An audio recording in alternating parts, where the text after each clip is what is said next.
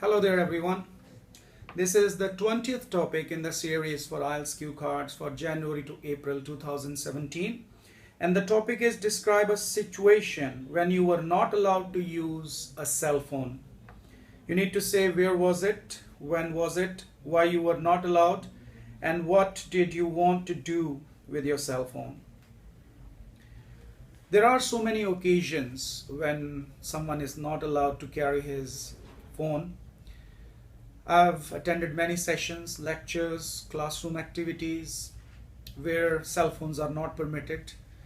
But the one time I remember very much when my uncle was ill.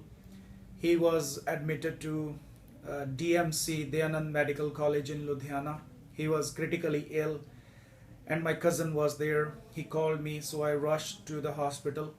When I reached there, my cousin met me at the front of the hospital in the parking. We went inside.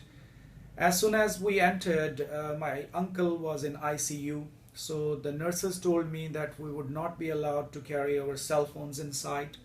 So I switched off my cell phone and handed it back to the nurse.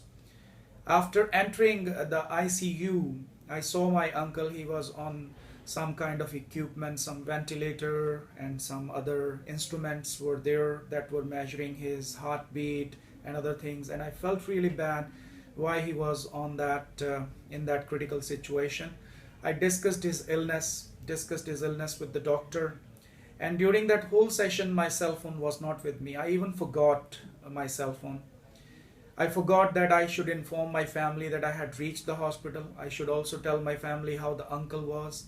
And my auntie also wanted to know, as my cousin did not also have his cell phone with him.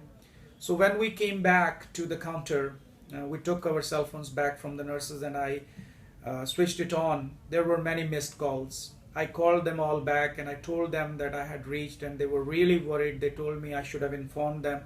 But I told them about the situation, that I wanted to immediately see my uncle and to see what his condition was.